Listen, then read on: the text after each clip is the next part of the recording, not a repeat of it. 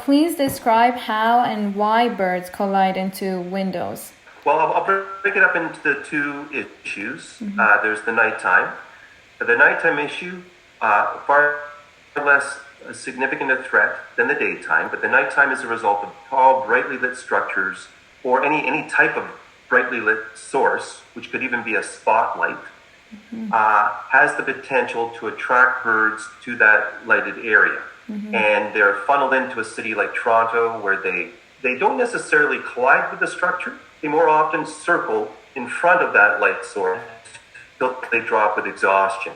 Some do, in fact, collide with the structures as well, but it's more exhaustion-based. When it comes to daytime, it's the transparent and reflective qualities of glass that are deceiving the birds. It's either natural habitat being reflected in that window, where they perceive that reflected tree as the real thing and they fly toward it, or transparency of the glass where they're seeing directly through to the adjacent side. There could be a plant inside the building or your home, or it could be seeing straight through from one side of the building to the other where they can still see the natural habitat beyond that. So what are the most common collision species? It's quite interesting when you look at, again, the two issues. We find with nighttime, we'll say the top three species we typically encounter will be the white-throated sparrow, the ovenbird, the dark-eyed junco.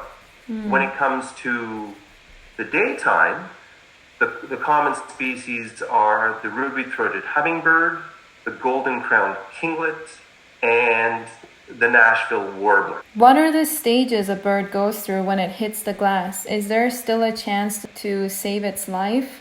When we look at the species list at the end of each year, we typically will have roughly between 60 to 70% of the birds we encounter are either dead or end up dying. The rest of them, there is a chance of survival.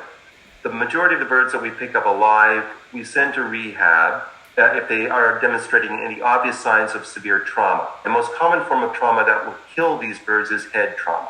Brain trauma results in internal bleeding.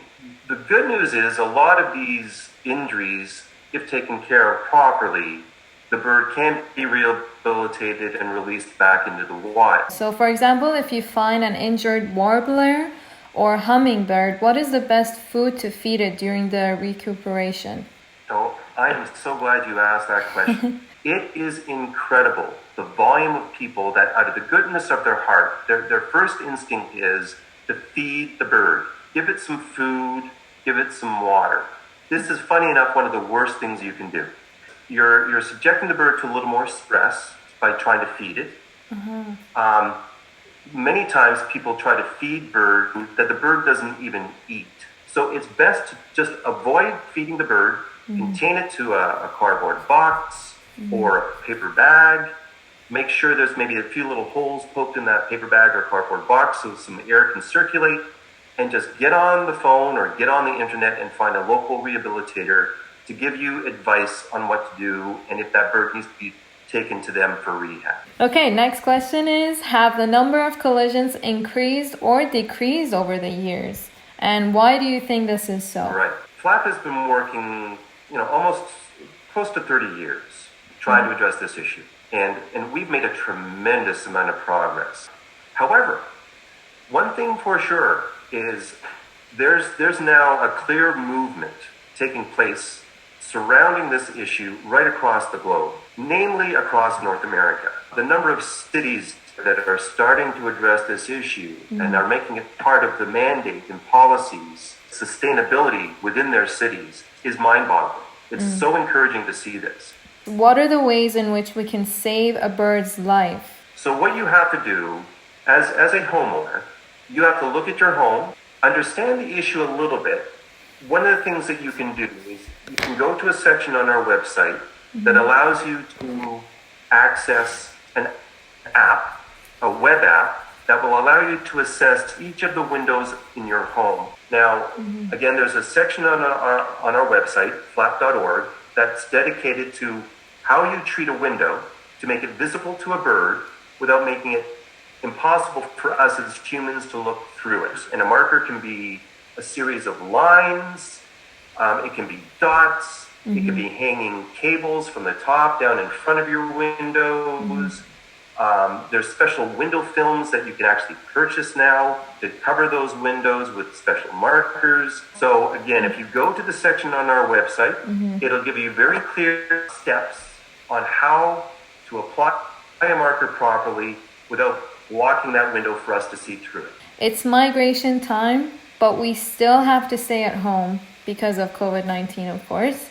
What are the ways that we can make our homes safe for birds while watching them through the window? Since COVID-19 began, there has been this eruption in homeowners asking how can they prevent bird collisions at their home.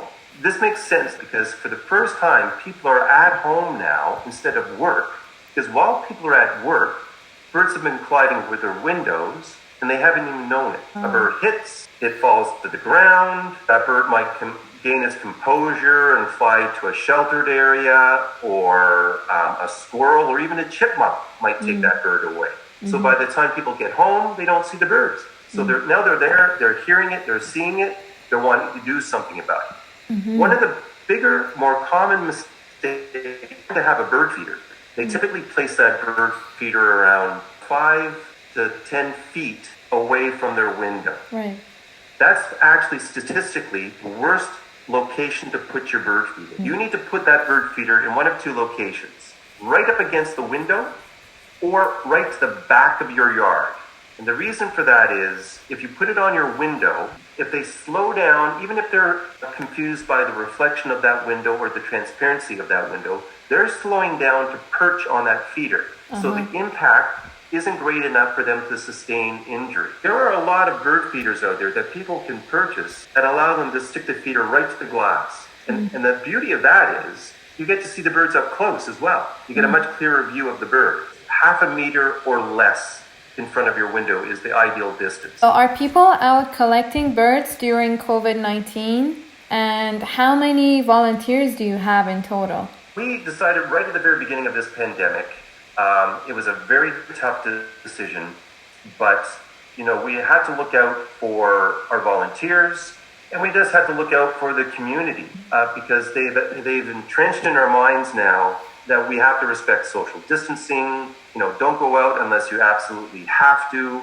So we respected that, and this week we started to ask the volunteers to maybe feel free to start to go out and do your patrols again, but be sure again to respect all the social distancing rules. Now, the beauty of our volunteer activity is it is on the most part a solitary activity. You're not out there mixing with other people. You're not having to work with other people. Most of our volunteers, they work alone. They're doing their thing. They're walking along the sidewalks. They're not socializing with other people. And if I can point something out, in case we do not have the opportunity to mention this, we have something called Global Bird Collision Mapper. It's a web app that allows an individual from anywhere around the world to sign on to this global map, and this GIS interface will locate you in front of the very building you're standing in front of, where you found that bird. You click on the side of the building where you found that bird, and it drops a record. There's close to 60,000 records in this mapping tool. It's called citizen, or it's called community science, where this has become a huge benefit in the scientific field. They're relying on members of the public to provide very valuable data.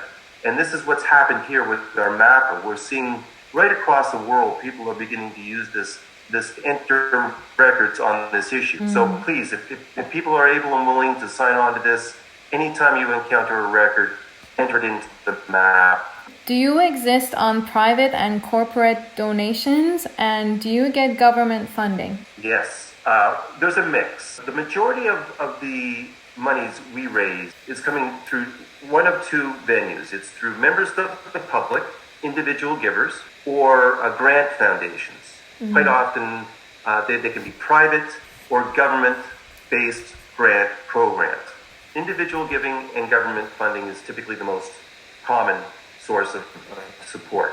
Like the vast majority of NGOs out there right now, we've been really hit hard by this pandemic. The people that are donating right now the vast majority are going toward trying to get through this pandemic. They're putting money toward research and food banks and, mental health.